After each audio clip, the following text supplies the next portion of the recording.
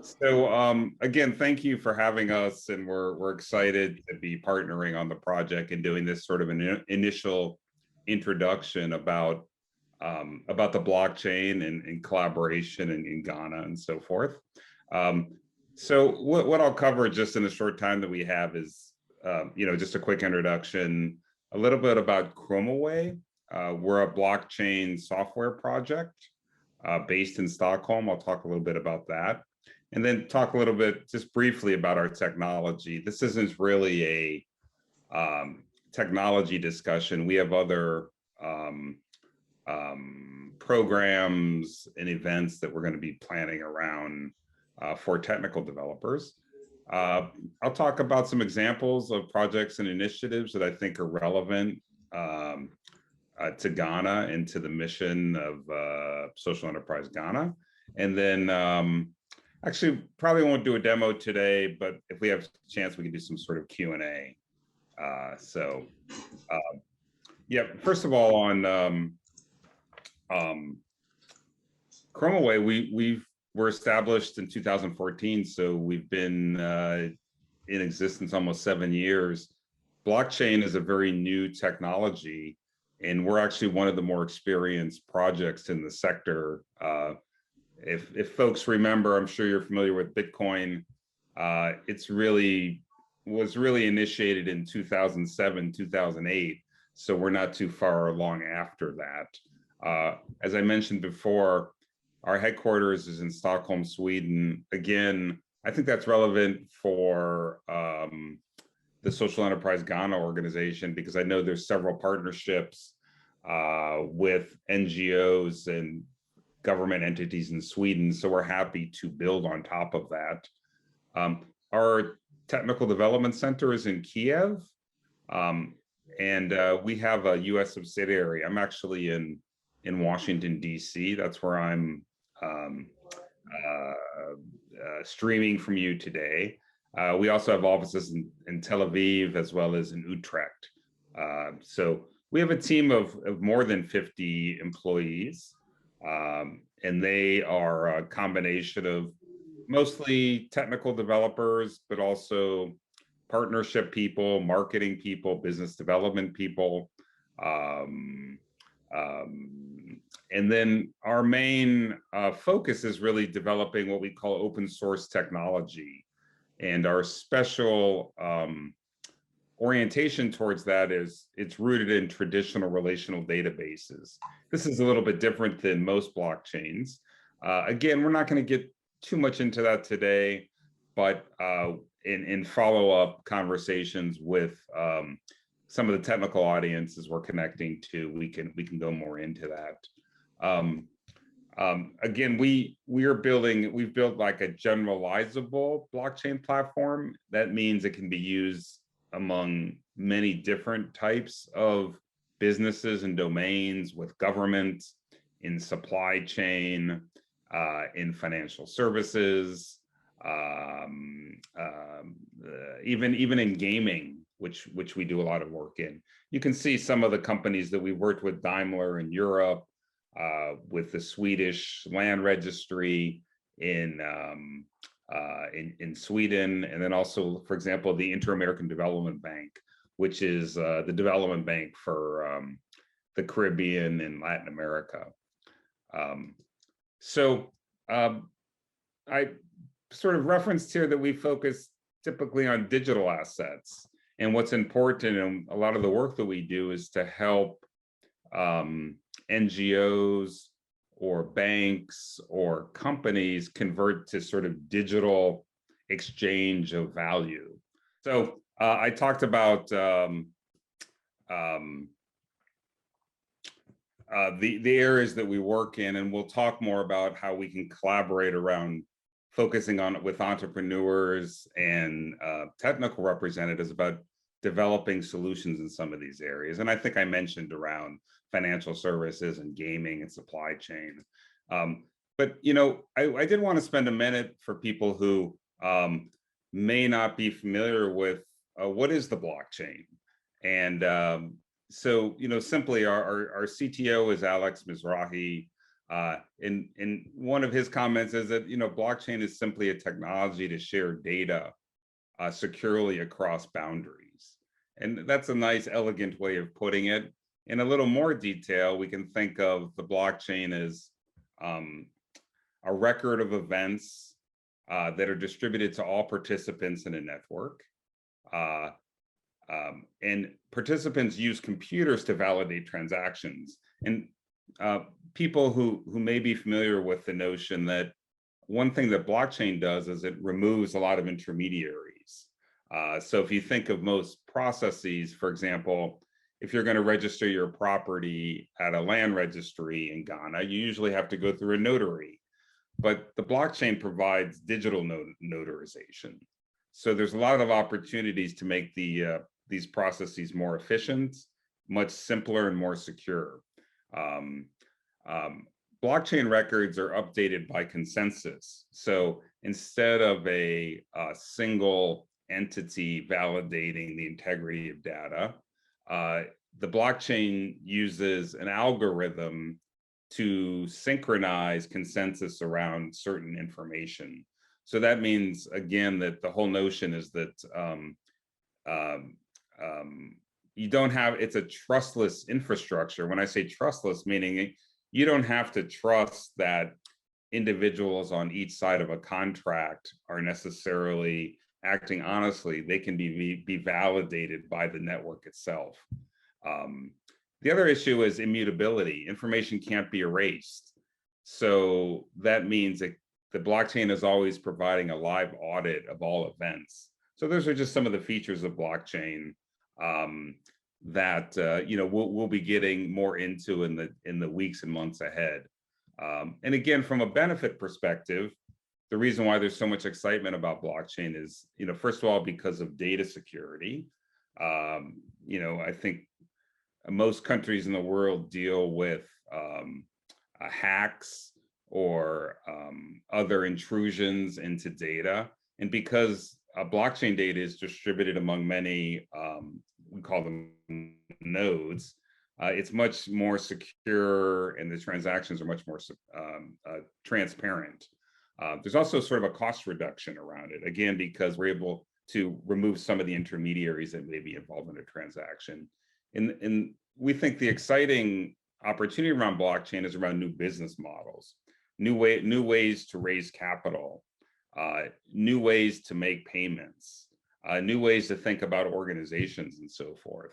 So, that's just sort of a highlight. Just wanted to give like an example here of a standard transaction that we maybe see today, like a wire transfer. And I'm sure maybe people have been involved with their bank in a wire transfer.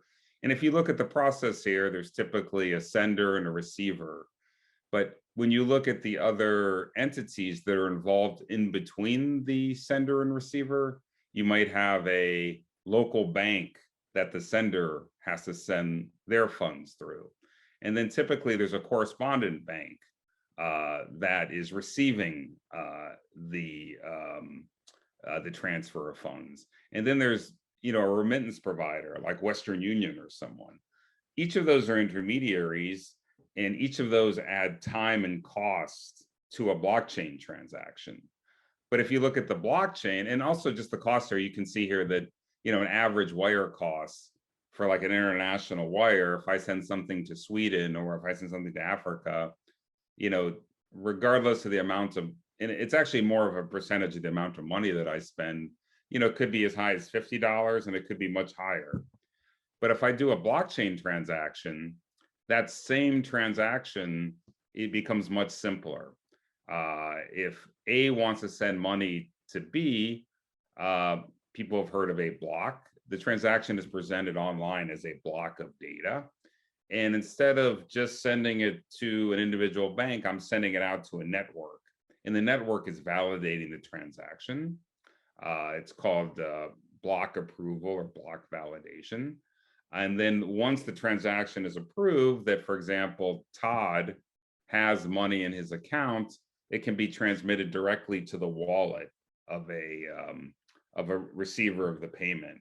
And that's a very exciting and disruptive introduction to our financial system, because all of a sudden now I can send payments almost peer to peer, and I can do it securely and in a valid way.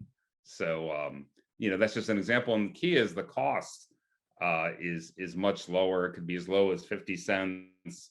Some people may be familiar with Ethereum. That's a different network than ours. Their costs have been higher of late, but there are other networks and there are other ways of transferring funds. Also, the time is much different. For a wire transfer could take 3 to 7 days, 4 to 7 days. A transfer on a blockchain may only take 10 to 17 minutes or less. So there are many advantages there. Want to talk a little bit about sort of what ChromaWay does, and our Chromia is the name of our blockchain. But let's start at the bottom here, because what is a blockchain comprised of, and what is for somebody who wants to develop an application or build a business on a blockchain, what ChromaWay provides is the underlying infrastructure. We provide sort of the components. So I spoke about the nodes, or it's called a distributed ledger. That's a shared, you can almost think of it as a shared Excel file that everyone can see, but it's a secure ledger. So we can all share and view the transactions. There's also something called smart contracts, which are like any other contract, but they're programmed in digital and they can take automated actions. And then also we have something called a vault or a wallet. Just like your physical wallet, this wallet is a digital wallet, and it could hold your identity information. It could hold cryptocurrency. It typically holds like access and keys to allow you to sign off on transactions. And then also we also provide the tokens, and tokens are representative of currencies, and they can be either used for payment or they can be used as an intermediary payment. But the interesting thing is, for individuals or entrepreneurs who want to begin a business on the blockchain, they can build the application. It could be a web application, it could be a lending application, it could be a supply chain, it could be a food tech or agriculture application. But what's really changing is what's behind the scenes, and how data is shared, how it is secured, and how transactions can be paid for, and so forth. And just a couple of examples of that. We have a project in Europe, it's called Green Asset Wallet. And I know that people who are listening in today are, also, I'm sure, very concerned about climate change. And what the Green Asset Wallet does is it allows companies who are involved in using energy to make commitments for example, for CO2 reductions. So if you're a factory, or you're a hotel, or you're some other type of business, and you want to commit to the, going to sort of zero carbon emissions and so forth, you make these commitments within this wallet and so forth. And that is, we've been using this today for something called green bonds. This is a lending mechanism that companies can use to raise capital in exchange for investing them in low carbon projects, for example. And they use this asset wallet so their investors can track the actual impact of those carbon reductions. So this is a very exciting project we're working on in Europe and in other places right now. Another good example, another use case, which I think is probably relevant, is a business registry. This is in Latin America and Colombia. There was a consortium of chambers of commerce in Barranquilla and Cali and Medellin who got together and said that we wanted to put our business registration registry on the blockchain.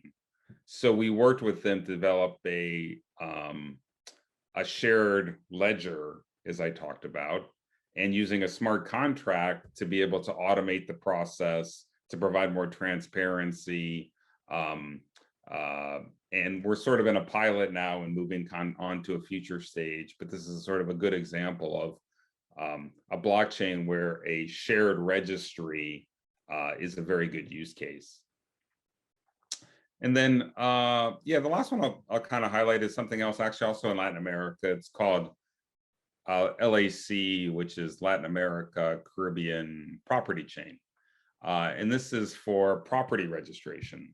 I'm sure it's true in Ghana, any transaction which has to do with real estate or has to do with registering a property or a lien with the land registry tends to be quite complicated, very paper intensive. It also can be very costly. So this is a project we're working with the Inter-American Development Bank on, but it's designed to develop a blockchain-based property transaction solution. And this, I'm sorry, this is the screenshot is in Spanish, but what this application does is it allows all the entities that are part of a land transaction to collaborate and share data on a blockchain. And they go through the different steps. And for example, this is a mortgage lien release. If I've paid off my mortgage on my property, I want the registry to remove it from my title or my registration, and I can use this application to do that. I can sign digitally, I can initiate and attach documents, and all of the commitments are then stored on the blockchain and transparent. This is a very exciting project we've been working on now for about 2 years, and it's gonna hopefully go into production in the fall. So those were just a couple of examples, and I think, again, talking to Edwin and the Social Enterprise Ghana team, we just wanted to do a quick introduction today. The goal of the partnership is really to strengthen the knowledge about blockchain, both from a business perspective about the new kinds of business organizations it can bring, as well as sort of the technical dimensions. We've already forming a partnership with Edwin has facilitated with, I think, Regent University, with their computer science department. That's going to be a great opportunity for entrepreneurs to partner up with business people and entrepreneurs with technical people to be able to build these applications with our support. We also want to talk about like funding opportunities. Our project and what we're talking about with this effort is to be able to have a competition and initiate not only with sort of some of ChromaWay's resources, but bring other funders in who are going to be interested in supporting these projects. Blockchain is a fast-growing, global initiative.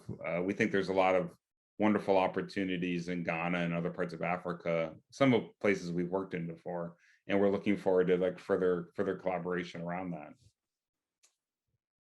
It was, we covered a lot of material in a short time. I hope it wasn't too overwhelming for people, but again, a quick introduction. We have more extensive training planned. We'll be sharing materials, and Serdar mentioned we have a kind of an incubator program that we'll be working with